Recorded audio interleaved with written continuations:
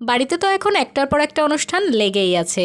অনেক লোক একসাথে একই ছাদের নিচে থাকার মজা তো এটাই, সবসময় কোনো না কোনো উৎসব লেগেই থাকে। হ্যালো সবাইকে, কেমন আছো সবাই? আমি তো অনেক ভালো আছি। আজকে আরও একটা খুশির খবর নিয়ে চলে এসেছি তোমাদের সাথে নতুন একটি ভিডিওতে। আজ সকাল থেকেই কিন্তু বাড়িতে একটা অনুষ্ঠান ভাব চলছে।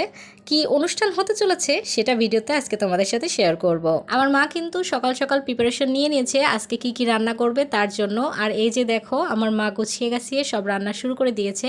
মশলা বেটে নিল আর তারপর এক এক করে সব রান্না করে নিবে এখন। এই যে মাংসটা রান্না করার জন্য প্রথমে আলু ভেজে নিচ্ছিল, তখন কড়াইটা একটু পুড়ে গেছে। আমি বলছিলাম যে কড়াইটা পুড়ে গেছে, কেমন দেখাচ্ছে ভিডিওতে, কেমন লাগবে।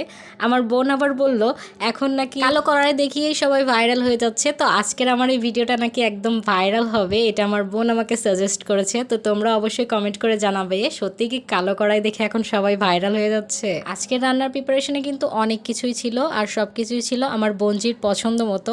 মানে আজকের অনুষ্ঠানটা আমার বোনজির ওনারেই হতে চলেছে, তো ওকে জিজ্ঞাসা করা হয়েছিল যে তুমি কি কি খাবে। সে আজকে বলছে যে আলু দিয়ে দেশি মুরগির ঝোল খাবে। আসলে বাড়িতে এখনও একাই ছোট মানুষ, আর কোনো বেবি নেই, তাই ওর আবদারটা থাকে সবসময়ই খুব বেশি। তাছাড়াও আজকের দিনটা ছিল তার জন্য স্পেশাল দিন, মানে আজ ছিল তার জন্মদিন, যার কারণে আজকের এই অনুষ্ঠান। অনেকেই ভিডিও শুরুতে দেখেই বুঝতে পেরেছো অবশ্যই কারো না কারো জন্মদিন। তো জন্মদিনটা ছিল আমার বোনজি ঈশিতার, সেই জন্যই তার আবদার মতোই সব কিছু রান্না হয়েছিল। মুরগির মাংস ছাড়াও তার আবদার ছিল সে খাবে লুচি, সুজি, আর ভীষণ সুন্দর একটা কেক এনে দিতে হবে তাকে। আমার মা যখন মুরগির মাংসটা রান্না করছিল আমি কিন্তু পাশে দাঁড়িয়ে দেখছিলাম। যদিও আমার বিয়ে হয়েছে প্রায় 3 বছর, তবুও আমার রান্নাবান্নায় কিন্তু মাঝে মধ্যেই খুব ভুল থেকে যায়। সেটাই আমি এখন শেখার চেষ্টা করছি, যেহেতু অনেক দিনের জন্য বাপের বাড়িতে আছি আর মায়ের রান্না খুব কাছ থেকে দেখতে পারছি, তাই সেই ভুলগুলো সংশোধন করার চেষ্টা করছি। একটা জিনিস কি তোমরা খেয়াল করেছো, আমার মা কিন্তু মুরগির মাংস কষানোর সময় প্রথম দিকে হলুদটা দেয় নাই, লবণও দেয় নাই। অন্য সব মশলা কষিয়ে নিয়ে লবণ এবং হলুদ একদম লাস্টে দিল। এটা দেখে আমি মায়ের কাছে জিজ্ঞাসা করেছিলাম এই লাস্টে দেওয়ার কারণটা কি।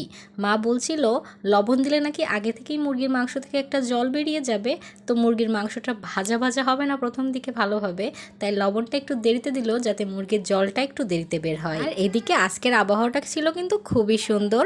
এই যে মেঘলা করে আছে, বৃষ্টি হবে বোঝাই যাচ্ছে। এদিকে আমার মায়ের মুরগির মাংস রান্নাও শেষ। মাকে আমি বলছিলাম যে আজকের মুরগির মাংসটার সাথে যদি একটু খিচুড়ি হতো একদমই জমে যেত, যেহেতু মেঘলা ওয়েদার আছে, বৃষ্টি হতে পারে। মুরগির মাংস খাওয়ার জন্য যেহেতু লুচি করা হয়েছে তাই খিচুড়িটা আর করা হলো না।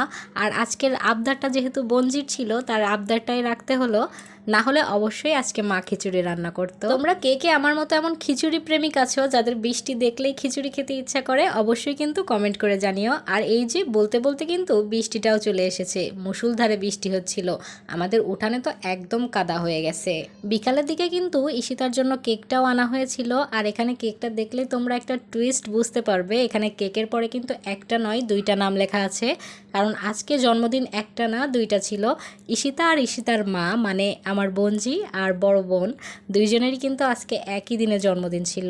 জন্মদিনে কিন্তু আমাদের বাঙালির রীতিনীতি অনুযায়ী পায়েসটাই প্রধান। পায়েসের উপরে এখানে একটু চকোবিন দিয়ে সাজিয়ে দেওয়া হয়েছিল। আর এখন আমাদের বার্থডে গার্ল কিন্তু কেক কাটছে। জন্মদিন 2টা হইলেও বার্থডে গার্ল কিন্তু তার কেক শেয়ার করতে একদমই রাজি হয়নি, তাই সে একাই কেকটা কাটছে। ওর জন্য সবাই অনেক অনেক আশীর্বাদ করবে। আজকের ভিডিও এই পর্যন্তই। এতক্ষণ ভিডিওতে সাথে থাকার জন্য সবাইকে ধন্যবাদ।